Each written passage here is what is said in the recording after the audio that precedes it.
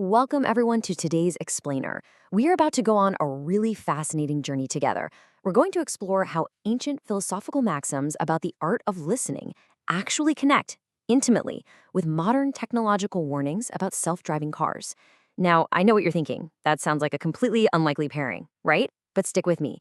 By the end of our time together, you're going to see exactly how the mechanics of human communication and the engineering of automated vehicles share a profound and, quite frankly, life-saving lesson. So let's start with a seemingly simple but really provocative question. Why did nature give us two ears but only one mouth? It's a biological ratio that we pretty much take for granted every single day.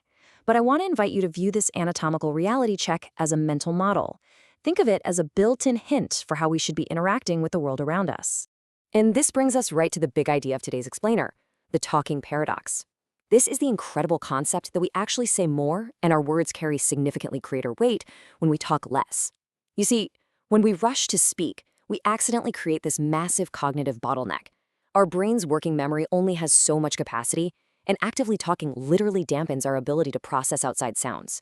So, when we're in a rush to blurt out our thoughts, it completely stops us from paying attention to the things that truly matter.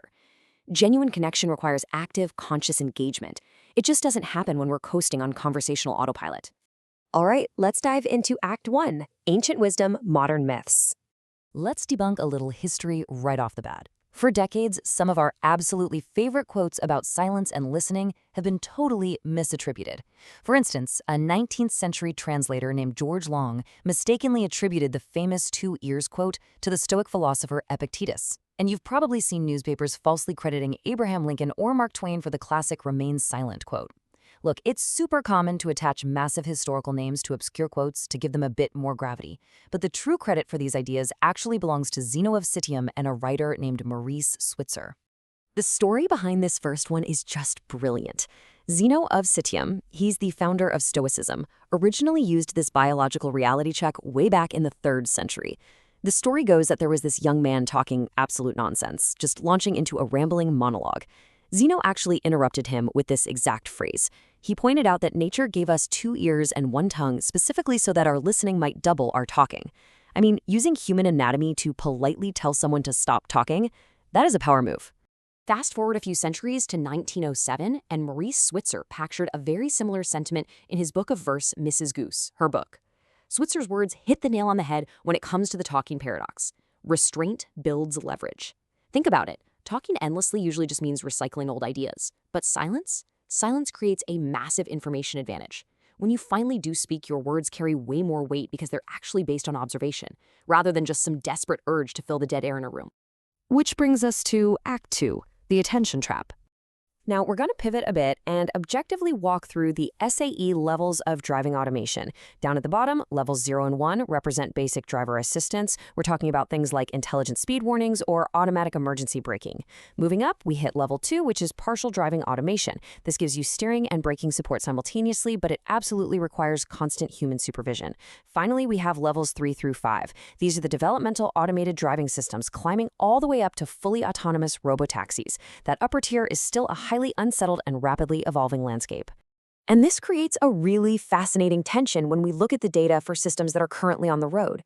Take Tesla's full self-driving software, for example. While the name implies the software is doing all the heavy lifting, objectively speaking, it is strictly a level 2 partial automation system. In both practical and legal terms, the human is still the driver. You literally have to constantly supervise the environment and be ready to take the wheel at a moment's notice, because the system just cannot reliably handle every single road condition on its own. So the crucial point here is synthesized perfectly in the safety warnings from the National Transportation Safety Board. The greatest danger of this kind of automation isn't necessarily a mechanical failure. It's actually a human failure. It's something called automation complacency.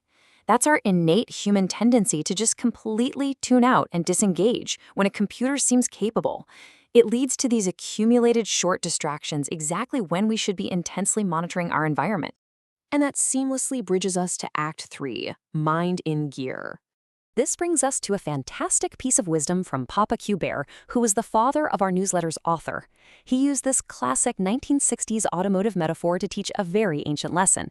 He'd say, "Put your mind in gear before your mouth in motion." It's like engaging a transmission clutch before you slam on the gas. He applied this rustic engineering logic to the impulsive, unruly human tongue, reminding us that unthinking speech, much like an unthinking driver, causes absolute wreckage. Let's look at how this plays out. Say you're failing to listen to your spouse. For instance, our author resting on conversational autopilot and secretly formulating his reply while his wife, Colonel Debs, is still mid-sentence.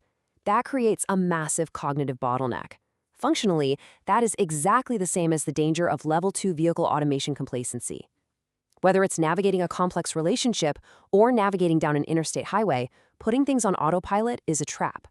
Both scenarios demand that you consciously engage your brain and actively monitor your environment if you want to prevent a crash. So, let's pull all of this together in our synthesis. How do we actually defeat this paradox in our everyday lives? First, try implementing the 40-60 rule. Use the biological ratio of your 2 ears and 1 mouth as a reminder to yield the floor. Aim to speak roughly 43% of the time and listen 57% of the time. Second, try a simple 2-second pause before you respond to anything. Let your logical brain override your emotional reactions. Third, if you do hear something foolish, use a gentle probing question filled with humility, rather than going on the attack. And finally, actively resist automation complacency in every area of your life. Make a conscious, deliberate effort to stay engaged, because true listening takes incredible humility and focus, whether you are trying to understand someone you love or trying to safely navigate traffic. I want to leave you with this final profound thought inspired by Papa's wisdom. Do less talking and more listening. Pay attention and look carefully for the things that truly matter in life. So I have to ask you, as you go about your day today, are you truly driving your own interactions, or are you just coasting on autopilot? Think about that for a bit. Thank you so much for joining me for this explainer, and we will catch you next time.